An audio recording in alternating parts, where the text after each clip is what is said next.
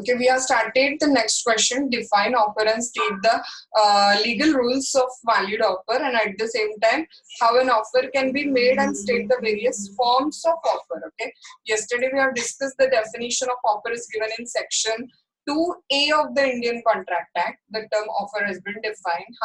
Then we have gone through the definition also of the offer. What we have discussed yesterday is that when one person signifies to another his willingness. Okay, I express my willingness to Devanshish that would you like to purchase my computer for rupees 15,000. So I express my willingness. For what I have expressed this willingness, the offer may be for the purpose of doing something or not doing something. Okay, so it may be for to do or abstain from doing anything. Okay, there I ask Keshav not to file the suit against me. Keshav, I will repay your money. माझ्यावरती तुम्ही सूट दाखल करू नका. आता कशासाठी सांगा तर समोरच्या माणसाचा होकार घेण्यासाठी आपण हे एक्सप्रेशन ऑफ विलिंगनेस केलेले आहे. With a view to obtain the assent of that other to such a act or abstinence is said to make the proposal. Done. Proposal हा शब्द आपण भारतात वापरतो, त्याला अल्टरनेटिव्ह ऑफर हा शब्द आपण इंग्लंड मध्ये वापरतो. ओके, सेक्शन 2C नुसार आपण काय काय मुद्दे डिस्कस केलेले सांगा. जो व्यक्ती ऑफर करतो त्याला आपण प्रॉमिसर किंवा प्रपोजर म्हणतो. ज्याला ऑफर केलेली आहे म्हणजे मी प्रॉमिसर किंवा प्रपोजर, देवांशिष ऑफरी किंवा प्रपोजी आणि देवांशिषने ऑफर एक्सेप्ट केली तर मग देवांशिष झाले एक्सेप्टर किंवा प्रॉमिसी झालेले आहेत तिथं. Okay, now from here we are going to start a fresh point today's, that is various forms of offer or kinds of offer. परीक्षेत जे हेडिंग वापरतील ना ते तुम्ही वापरा. जर परीक्षेत त्यांनी काइंड्स ऑफ ऑफर म्हटलं तर काइंड्स ऑफ ऑफर हेडिंग वापरायचा, आणि परीक्षेत त्यांनी how an offer can be made असं विचारलं तर हेडिंग द्यायचं how an offer can be made. खूप इझी आहे काय, खूप इझी. तुम्हाला काइंड्स ऑफ कॉन्ट्रॅक्ट लास्ट प्रकार आठवतोय, एक्सप्रेस, इम्प्लाइड, तेच आपल्याला इथे रिपीट आहे. काय एक्सप्रेस ऑफर म्हणजे काय असणार सांगा. You all are aware. अंदाज लावू शकता एक्सप्रेस ऑफर काय असेल फटाफट कुणीतरी. येस विश्वा, एक्सप्रेस ऑफर काय असेल? Ma'am, where words are used exactly either orally or written. Right. When you are using the words while making the offer, offer करताना तुम्ही words use केला तर काय सांगा offer express आहे, मग ते words written असतील किंवा oral असतील. That's it. An offer can be made by express word. Here the word express means offer can be made by the word spoken be आणि words written पण. This is known as an express offer. Express offer म्हणू आपण त्याला. Say for example, X says to the Y, will you purchase my car for rupees 80,000? X वाला काय म्हणतो की माझी कार 80,000 ला घेणार का. This is express offer as because it is expressed in the word spoken. तुम्ही word spoken मध्ये वापरलेले त्यामुळे ती express offer आहे. किंवा it advertises in the newspaper an offer rupees 500 to anyone who returns his lost dog. इथे रिटर्नचं spelling चुकलेलं आहे काय. RETURN वाला रिटर्न पाहिजे, परत आणून दे. माझा फार फेवरेट डॉग हरवलेला आहे आणि जो कोणी माझ्या मिसिंग डॉगला आणून देईल त्याला मी 500 रुपये बक्षीस देईल. ही पण काय सांगा तर एक्सप्रेस ऑफर आहे ना, कारण तुम्ही तुमचे वर्ड्स पेपर मध्ये काय केलेले तर एक्सप्रेस केलेले आहेत तिथं. This is an express offer. Why? Because it is expressed in the written words. Okay, now what stands for this particular word? Implied offer. Implied offer, Keshav.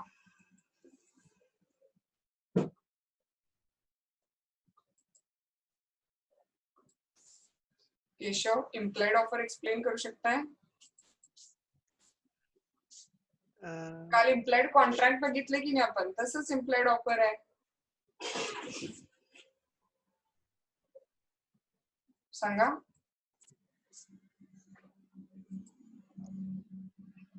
जर आपण ऑफर दिली नाही असं म्हणणार का आपण ऑफर करताना स्पेसिफिक वर्ड्स वापरले नाहीत आपल्या conduct. No express words. So when an offer is made otherwise than in a words, it is called as an implied offer. Okay, an offer may be also implied from the conduct of the parties or circumstances of the case. Here no express words are used to make offer. Offer करण्यासाठी आपण शब्द वापरलेले नाही आहेत इथं. This is known as an implied offer. ह्याला आपण काय म्हणतो सांगा तर this is considered as an implied offer.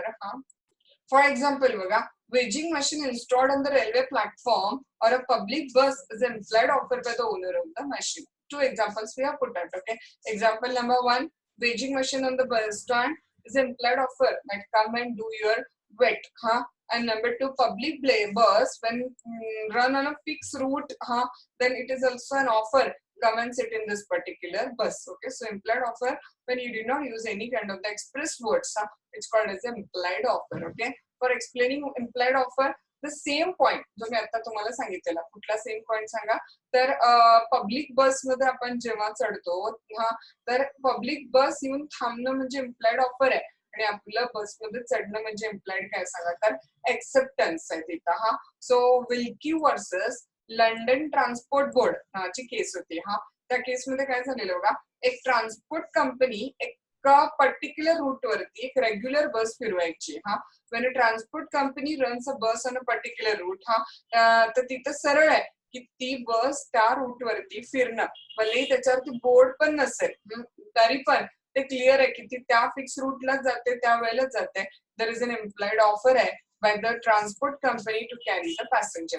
पॅसेंजरला carry करण्यासाठी तिथं काय सांगा, तर इम्प्लाइड ऑफर आहे तिथं. Okay, so offer may be first of all two type. Which one? when you use the word, it's called as a specific it's called as a express offer, and when you make offer by conduct otherwise than words, it's called as a काय म्हटलं आपण त्याला सांगा, तर implied offer म्हटलं. आता बघा पुढचे दोन ऑफरचे प्रकार आहे, स्पेसिफिक ऑफर आणि general offer. What are the other two types of offer? Number one is a specific offer and number two is the general offer. Next दोन टाइप आहेत. Suppose I specifically asked to Prashali, that Prashali, would you like to purchase my watch for ₹5,000? And in this circumstances, I have made an offer to a particular person. Okay, a specific person I have made an offer. Can you tell me that whether in this situation, Yashasri or Harshada can say that yes, ma'am, we would like to purchase your watch? No, ma'am, this is specific and definite. Now you mentioned my name. Yes. So this is offer limited to me. Yes, and acceptance can be given by the you only, right? So when an offer is made to a specific person only, that is called as a specific offer or a particular offer. And the acceptance of that offer can be given by that person only. Let's see. When an offer is made to a definite person, it's called as a specific offer. Specific offer must be accepted by the person to whom it is made. ज्याला आपण ती offer केलेली आहे त्यांनाच ते acceptance द्यायला पाहिजे. Say for example, A offered to purchase his house in Delhi for ₹1 lakh. This is a definite offer. का सांगा, कारण A ने ही ऑफर फक्त कुणाला केलेली आहे सांगा, तर B ला ही ऑफर A ने काय केलेली आहे, तर केलेली आहे तिथं. That is specific offer made by A to B and can be accepted only by the B. He offer only फक्त कोण एक्सेप्ट करू शकते सांगा, B, कारण ही केली कोणाला, फक्त B ला ही ऑफर केलेली आहे तिथं. Now the next one we are going to see is a general offer. General ऑफरला आपण केस लॉ बघतोय, Carlill versus Carbolic Smoke Ball Company. ही केस तुम्हाला कंपल्सरी लक्षात ठेवायची आहे. Balfour versus Balfour was the one case which you have to remember. Mohiri Bibi versus Dharmodash Ghosh was another case which you have to remember. And after that, this is third case which you have to remember. Of course, in a notes, whatever case laws I have given a very easy case laws, giving in a very simple language also. त्याचे facts जेवढे simplify करता येईल तेवढे simplify करून तुम्हाला दिलेल्या law लँग्वेजला पकडू ना परत. असंही नाही की काहीतरी ऍव्हरेज लँग्वेज मध्ये दिले, पण लॉ लँग्वेजला पकडून जेवढं सिम्पल करता येईल तेवढं करून दिलेलं आहे. पण तरी त्यातल्या त्यात ह्या 3 केसेस अजिबातच विसरायच्या नाही. तिथल्या तिथे ह्या 3 केसेस तुम्हाला लिहाव्या लागणारच आहेत. Intention to create legal relationship, Balfour versus Balfour is a must. Minus agreement is a void ab initio, Mohiri Bibi versus Dharmodash Ghosh is a must. General offer, Carlin versus Carbolic Smokeball Company is a must. सगळ्या लक्षात ठेवायला तर वेल and गुडच आहे, पण ह्या 3 तर आतापर्यंत must आहे. शिकवता शिकवता मी तुम्हाला सांगत जाईल. फर्स्ट ऑफ ऑल आपण जनरल ऑफर म्हणजे काय बघूया. काय आमच्याकडे ना एक डॉग आहे, त्याचं नाव आहे लकी. तो आमचा फार फेवरेट डॉग आहे आता. तर तो काय झाला माहिती, मिसिंग झाला.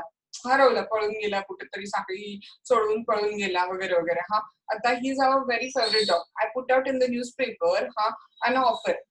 What offer I have put out in the newspaper that anyone who will find out a missing dog and will deliver us will be given the reward of ₹1,000. ज्याला कुणाला आमचा हरवलेला कुत्रा सापडेल त्याला आणि आणून देईल त्याला 1,000 बक्षीस दिलं जाईल. हा, आता let me know whether this offer can be accepted by only Prashali or only Vishwa or only Revati or only Harshada, or it can be accepted by anybody from the public. Anybody who reading that newspaper can accept the offer. What may be either of two things? Anybody can accept the offer. Okay, so when an offer is made to the public at large, when an offer is made to the general public, it's called as a general offer, and at that time that offer can be accepted by anybody from the public. Okay, so when an offer is made to the general public, it's called as a general offer. Thus offer made to the world at large is a general offer, त्याला आपण consider करतोय. हा, आता बघा त्याच example मध्ये थोडस अजून पुढे जाऊया काय आपण. Okay, I have put out a newspaper advertisement that anybody will find a missing dog will be given the reward of ₹1,000. Now let me know की समजा एक आपण एक्झाम्पल घेऊया की तुम्हीच क्लासची 10 मुलं त्या डॉगला शोधायला गेलेले आहे. हा, मग आता की नाही लॉ काय सांगतो माहिती आहे, ऑफर मस्ट बी कम्युनिकेटेड. समजा मला हे एक्झाम्पल 2 मिनिटं बाजूला ठेवा. काय, विश्वाला त्यांची कार मला विकायची आहे आणि विश्वानं नुसतं मनातच ठेवलं की मला मॅमना कार विकायची आहे, तर मला स्वप्न पडेल काय की विश्वाला कार विकायची आहे? No. Vishwa must communicate me that ma'am, would you like to purchase my car for ₹5 lakh, whatever it may be. So ऑफरचं कम्युनिकेशन काय सांगा तर मस्ट असतंय. सेम टाइम काय, मला ती विश्वाची कार खरेदी करायची आहे, पण मी नुसतंच माझ्या मनात म्हणायला लागले, ओ विश्वाची कार किती छान आहे, I would like to purchase that particular car. I'll definitely purchase the car. But I'm not communicating that fact with the Vishwa. तर ह्याला कॉन्ट्रॅक्ट क्रिएट होईल का सांगा? विश्वाला काय स्वप्न पडेल का मला त्यांची कार घ्यायची आहे म्हणून? नाही. त्यामुळे लॉ काय सांगतो, ऑफर असो किंवा ऍक्सेप्टन्स असो, दोन्ही काय व्हायला पाहिजे सांगा, कम्युनिकेट व्हायला पाहिजे. हा एक जनरल रूल आहे काय. आता या केस मध्ये जाऊया आपण. ह्या केस मध्ये काय घडलेलं बघा, Carlill versus Carbolic Smoke Ball Company is the case we are going to see. First of all मी काय करतो, तुम्हाला थोडस माझ्या भाषेत केसचं फॅक्ट सांगते, मग आपण इथे रीड आउट करूया त्याला.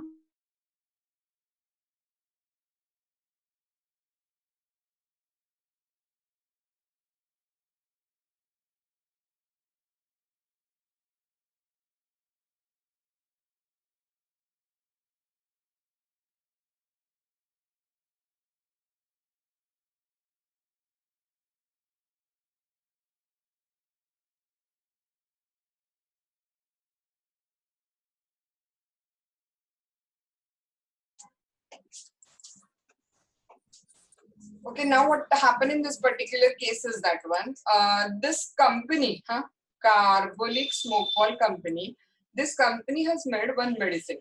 या कंपनीने काय केलेलं सांगा तर एक औषध बनवलेलं होतं, काय एक मेडिसिन बनवलेलं होतं. ते मेडिसिन यूज करण्याची मेथड काय माहित आहे, स्मोक बॉलला हे मेडिसिन यूज करायचं आहे. ते मेडिसिन कशाच्या मदतीने यूज करायचं सांगा तर स्मोक बॉलच्या मदतीने ते मेडिसिन काय करायचं तर यूज करायचं. मग आता you may have a question, smoke ball म्हणजे काय? तुम्ही सगळ्यांनी साधारण ते राजा महाराजा वगैरे हुक्का घेऊन हुक्का पाणी करायचं ते मूवीज मध्ये वगैरे बघितलेलं असेल किंवा कुणी रिअल बघितलेलं असेल. तर तो प्रकार म्हणजे एक प्रकारे स्मोक बॉल, की ते औषध त्या पाईप म्हणजे त्या एका बॉल मध्ये टाकायचं, त्याला पाईप लावायचा आणि त्याच्या थ्रू ते औषध काय करायचं तर घ्यायचं. तर ह्या कंपनीने एक मेडिसिन बनवलेलं आहे आणि त्या मेडिसिनचं घेण्याचं मेथड काय सांगत तर स्मोक बॉल आहे. मग त्या कंपनीने तो मेडिसिन बनवल्यानंतर पेपरमध्ये म्हणा किंवा जनरली जनरल पब्लिकला त्यांनी एक ऍडव्हर्टाइजमेंट इश्यू केलं. काय ऍडव्हर्टाइजमेंट इश्यू केलं बघा, की आमचं हे मेडिसिन तुम्ही आम्ही दिलेल्या डायरेक्शन नुसार यूज केला तर आम्ही गॅरंटी देतो की तुम्हाला कुठल्याही प्रकारचा इन्फ्लुएन्झा होणार नाही. Whoever use this medicine according to the direction given by the company will not suffer any kind of the influenza. त्याला कुठल्याही प्रकारचा इन्फ्लुएन्झा होणार नाही असं कोण ऍश्युअर करते, कंपनी ऍश्युअर करते तिथं. ओके, आता याच्यामध्ये काय माहितीये का, इन्फ्लुएन्झा म्हणजे एक प्रकारचा साईड इफेक्ट असं जरा तुम्ही हा इन्फेक्शन साईड इफेक्टचा म्हणजे ती कंपनी अश्युरिटी देते की आमचं मेडिसिन गॅरंटेड आहे, कुठलेही साईड इफेक्ट वगैरे त्याचे नाही आहेत. झाले तर कंपनी विल बी रिस्पॉन्सिबल. हा anyone who uses our medicine according to our direction and still causes the influenza, he will be given the reward of, say for example, 100 pound. त्याला 100 poundचे reward काय केले जाईल तर दिले जाईल. त्यातली ही कार्लिन म्हणून लेडी आहे की नाही, ती काय करते सांगा तर ते औषध यूज करते according to the direction of the company. कंपनीच्या डायरेक्शन नुसार ते काय करते ती औषध यूज करते आणि स्टील तिला इन्फ्लुएन्झा होतो, म्हणजे तिला ते इन्फेक्शन होतं. मग अशा वेळेला ती कंपनीवरती क्लेम करते की मी तुमचं मेडिसिन तुमच्या डायरेक्शन नुसार यूज केलं, steel has suffered the influenza, त्यामुळे तुम्हाला $100 द्यायला काय तर लायबल आहे. तर क्वेश्चन मार्क होता या केसमध्ये. ती कंपनी काय म्हणते की तुम्ही तुमचं ऍक्सेप्टन्स कम्युनिकेट केलेलं नाहीये.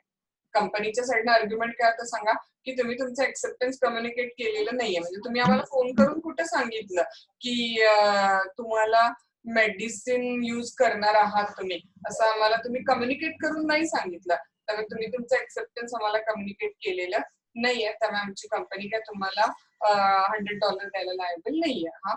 तर क्वेश्चन मार्क आहे की काय त्या कार्लिनला ती कंपनी ते $100 द्यायला लायबल आहे किंवा नाहीये. काय आन्सर तुम्हाला वाटतंय? लायबल येस लायबल आहेत. लायबल आहे. का सांगा? कारण ही जनरल ऑफर होती. आणि जनरल ऑफरचं आता रिझन पण लक्षात घ्या. जनरल ऑफरचं जे एक्सेप्टन्स आहे ना ते कम्युनिकेट करायला लागत नाही. जनरल ऑफरचे एक्सेप्टन्स कम्युनिकेट करायला लागत नाही. मी तुम्हाला एक सोपं एक्झाम्पल देते का, मगाच्या एक्झाम्पल मध्ये जाऊ 1 मिनिटासाठी. आमचा लकी हरवलाय आणि मी पेपरला ऍडव्हर्टाइजमेंट इश्यू केलेलं की anyone who will find my missing dog will be given a reward of ₹1000. आता ना इमॅजिन करा काय प्रत्येक जण मला फोन करायला लागले. इचलकरंजीतल्या 1000 फोन मला येतील दिवसभरात. किंवा तुमच्या पेपरमध्ये वाचलं आणि तुमच्या लकीला मी शोधायला चाललोय बरं का. विश्वा फोन करून सांगतात, प्रशाली सांगतात, देवांशी सांगतात, राम सांगतात, इन ऑल हर्षदा सांगतात. तर मग इमॅजिन करा मला असं वाटेल तो लकी राहू दे तिकडं आणि काहीच डोक्याला ताप नको, कारण 1000-2000 फोनच रिसिव्ह करायला लागतील मला. हे कन्सिडर करायला की बाबा तुम्ही शोधायला चाललाय आणि शोधायला जाऊ काय म्हणून. त्यामुळे जनरल ऑफर मध्ये असं आपण कधी सांगतोय काय फोन करून किंवा शोधायला जाऊ काय वगैरे वगैरे. डायरेक्ट आपण बघतो पेपरमध्ये, शोधायचा प्रयत्न करतो, सापडला तर घेऊन जातो. मग ते सापडणं आणि घेऊन जाणं इज इक्वल टू एक्सेप्टन्स. त्यामुळे लॉ असा आहे की जनरल ऑफरचं एक्सेप्टन्स कम्युनिकेट करायला लागत नाही. त्या लेडीनं कंपनीच्या डायरेक्शन नुसार ते मेडिसिन यूज केलं, म्हणजेच त्या लेडीने एक्सेप्टन्स दिलेला आहे आणि company was held to be bound to pay that particular money to त्या कुणाला कार्लिन लेडीला ते पैसे द्यायला कंपनी बाउंड होती. So got the point. Law पण लक्षात आला का बघा, केस लक्षात आली का बघा. कुणाला की केसच्या बाबतीत डाऊट आहे का सांगा.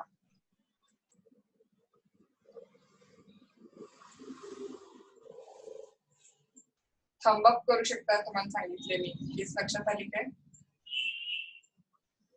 मॅम जनरल ऑफर आपण ऍडच्या बाबतीत पण लावू शकतो का? लाईक म्हणजे आपण फॉक्सची ऍड बघतो, so they are pretending like if you use that woman are banding you and this is not possible in real life ना. नाही रिअल लाईफ मध्ये पण हे पॉसिबल असतं. लक्षात घ्या की समजा त्यांनी अशी गॅरंटी दिलेली असेल आपल्याला, आपण ऍक्शन घ्यायला जात नाही हा पार्ट आहे, पण रिअल लाईफ मध्ये पण आपण हे रूल अप्लाय करू शकतो. वॅग्रंट काही सांगितलं असेल, म्हणजे आता समजा फॉर एक्झाम्पल ना लॉ असं सांगते की फ्लोरिशिंग स्टेटमेंट आपण करतो ना कधी कधी. फ्लोरिशिंग स्टेटमेंट म्हणजे काय असेल की समजा आमची साडी तुम्ही वापरला तर you will look like Katrina or you will look like Aishwarya. आता ते फ्लोरिशिंग असतंय. मी ती साडी घातली, मी कॅटरीना नाही दिसले म्हणून मी कंपनीवरती सूट नाही फाईल करू शकत. पण ही साडी वापरल्यानंतर तुम्हाला कुठल्याही प्रकारची अलर्जी होणार नाही. हे कापड 100% गॅरंटेड आहे, कापड खूप चांगलं आहे अँड ऑल दॅट वगैरे वगैरे.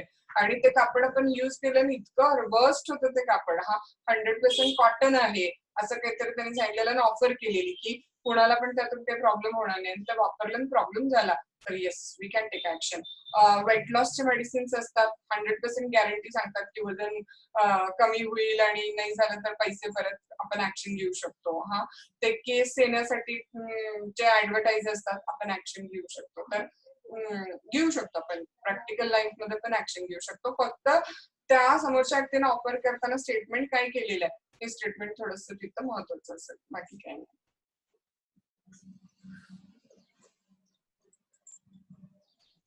Is it okay? Yeah okay, चलो केस बघूया आपण. Carlill versus Carbolic Smoke Ball Company. हा कुणी केसचं फॅक्ट्स रीड करू शकते का बघा? स्क्रीन व्यवस्थित दिसते तुम्हाला सगळ्यांना?